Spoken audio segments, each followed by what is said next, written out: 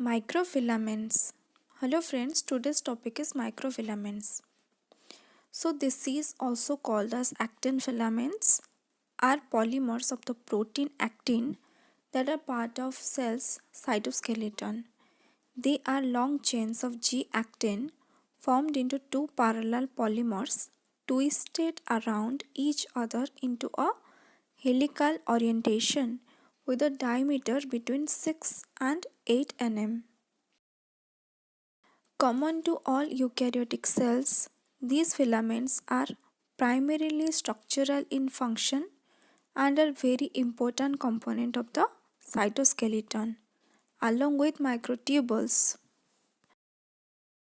and often the intermediate filaments. They are the smallest filaments of the cytoskeleton. Their functions include cytokinesis, amoeboid movement and cell motility in general,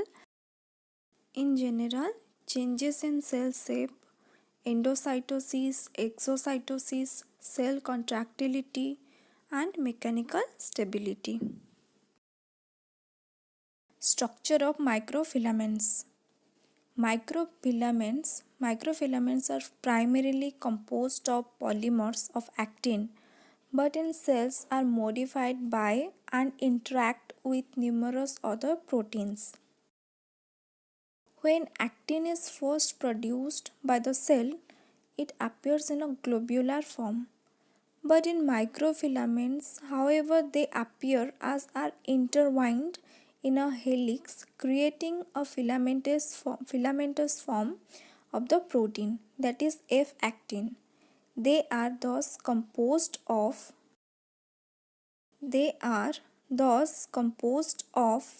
two strands of subunits of the protein actin wound in a spiral.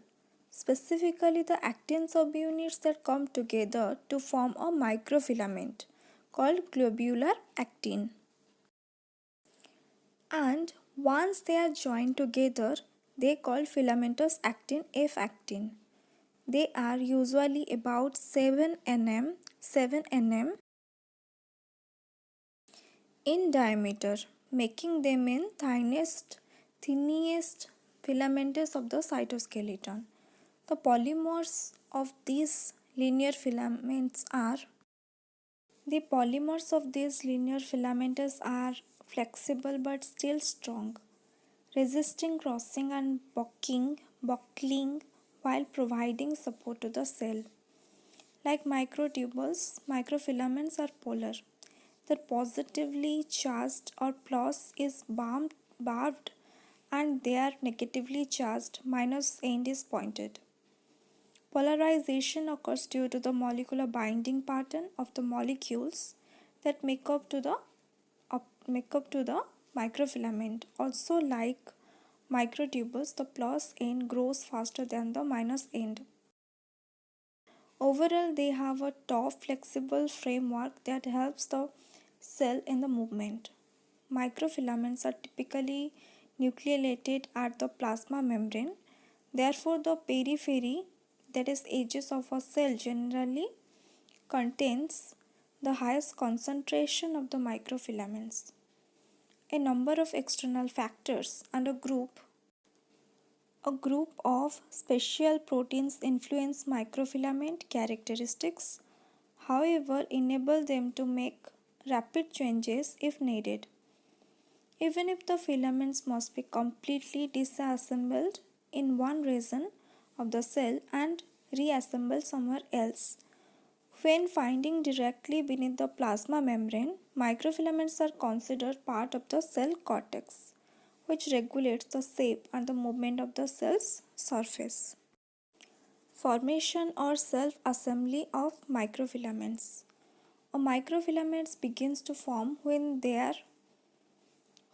three G-actin proteins come together by themselves to form a trimer. Then more actin binds to the barbed end. The process of self-assembly is aided by autoclampline proteins which act as motors to help assemble the long strands that make up the microfilaments.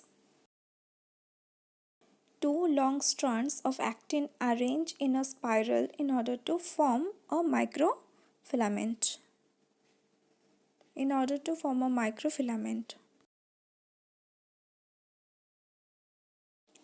Functions. In association with myosin, microfilaments helps to generate the forces used in cellular contraction and basic cell movements. Eukaryotic cells heavily depend upon the integrity of their actin filaments in order to be able to survive the many stresses they are faced within their environment. Microfilaments play a basic key role in the development of various cell surface projections including filopodia, lamellopodia and stereocilia. The filaments are also hence involved in amoeboid movements of certain types of cells. Another important function of microfilaments is to help divide the cells during mitosis, that is cell division. Microfilaments aid the process of cytokinesis, which is when the cell pinches off and physically separates into two daughter cells. Microfilaments as a part of the cytoskeleton keep organelles in a place within the cell. They provide cell rigidity and shape. They can depolymerize, deassemble and reform quickly, thus enabling a cell to change its shape and move.